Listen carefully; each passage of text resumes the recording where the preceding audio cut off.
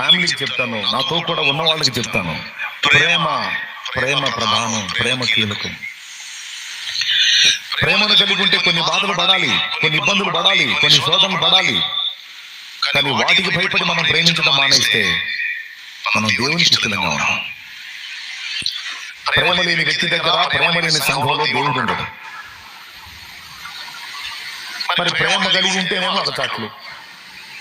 ఎవడెంత సత్యం నాకెందుకు అన్నోడికి ఏ దిగులు లేదు. వానికి ఏమైద్దో వీనికి ఏమైద్దో అన్నోడికి మనశ్శాంతి ఉండదు. ఎంతమంది ఉండదు? అందరి గురించి ఆలోచించేవాడికి మనశ్శాంతి ఉండదు. ఎవడు ఎట్టన్నా ఏ వాగులు అన్నమాట నాకెందుకు అన్నోడికి ఏ బాధ ఉండదు. కొంతమంది విసిగిపోయి కొంతమందికి ప్రేమ చూపించి దెబ్బతిని ప్రేమ లేదు, దోమ లేదు, చాలా మంది మాట్లాడినంత తయారయ్యాను నేను. ఎవడెంత సత్యం నాకెందుకు, ఎవడెట్టు ఊరేగితే నాకెందుకు, దాన్ని నేను తగిలించుకుని ఆయన మాటలు నేను బాధపడుతున్నానని కొంతమంది మానుకునే వాళ్ళు ఉన్నారు. ప్రేమ చూడటం గుర్తుపెట్టుకో. ప్రేమ అనేది బాధపరచబడినట్టు కనపడింది, కానీ చాలా మంది బాధను తీర్చింది. ప్రేమ నష్టపోయినట్టు కనపడింది, కోల్పోయినట్టు కనపడింది, కానీ ప్రేమ చాలా సంపాదించుకుంటుంది. ప్రేమ ఓడిపోయినట్టు కనపడింది. నా ప్రేమ నీకు చులకనగా ఉందా, నా ప్రేమ నీకు ఎలా అయిందా, నా ప్రేమ నీకు ఎలా అయిందా అని సహజంగా మనం డైలాగులు పడతాం. కొన్నిసార్లు పిల్లల విషయంలో తల్లిదండ్రులు నా ప్రేమ ఓడిపోయింది సార్, నా ప్రేమ ఓడిపోయింది సార్ అంటాం. గుర్తుపెట్టుకో, ప్రేమకు ఓటమి లేదు నాయన. నిజమైన ప్రేమకి ఎప్పుడూ ఓటమి ఉండదు. ఓడిపోయినట్టు కనబడింది, కానీ చివరికి ప్రేమే గెలిచింది. ప్రేమే గెలిచింది. బానిసైనట్టు దాసత్వంలోకి వచ్చినట్టు ప్రేమ కనపడింది, కానీ అనేకుల్ని దాసులుగా చేసుకుంటుంది ప్రేమ.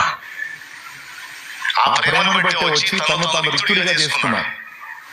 ఎవరు? మన ప్రాణప్రియుడు నజరేయుడు యేసు. ప్రేమను బట్టి వచ్చి తను తాను రిక్తుడిగా చేసుకున్నాడు. సమస్తం కోల్పోయినవాడుగా వచ్చాడు, కానీ మనందరి హృదయాలను గెలిచాడు.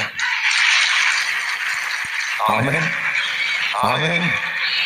మనందరి నిమిత్తం ఆయన దాసుడిగా మార్చబడ్డాడు. అవునా? మనుషుల పోలికగా పుట్టి ఫిలిప్పీ 2:5 దాసుని స్వరూపం ధరించుకున్నాడు. ఏమంటాడు అక్కడ? క్రీస్తు యేసునకు కలిగిన ఈ మనస్సు మీరును కలిగి ఉండండి. ఆయన దేవునితో సమానముగా ఉంటే విడిచిపెట్టకూడని భాగ్యం ఎంచుకొనక మనుషుల పోలికగా పుట్టి దాసుని స్వరూపం ధరించుకుని తను తానే వ్యక్తులుగా చేసుకుని దాసుడు.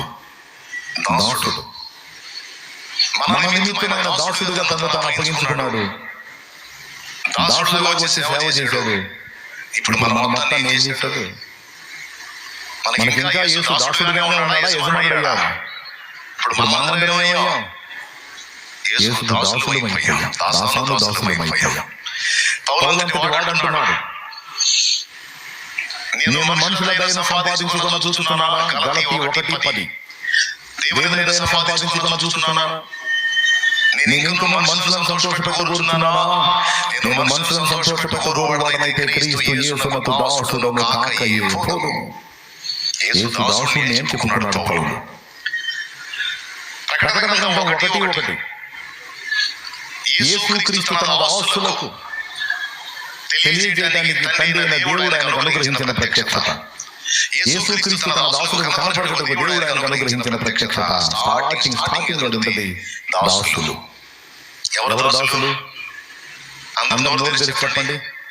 మనందరం ఏమయ్యాం? ఆయనకి దాసులమయ్యాం. మనందరినీ దాసులను చేయడానికి ముందు ఆయన ఏమయ్యాడు? దాసుడయ్యాడు. దాసుడై మనందరినీ గెలిచి మనందరినీ దాసులను చేశాడు. ఆయన యజమానుడయ్యాడు.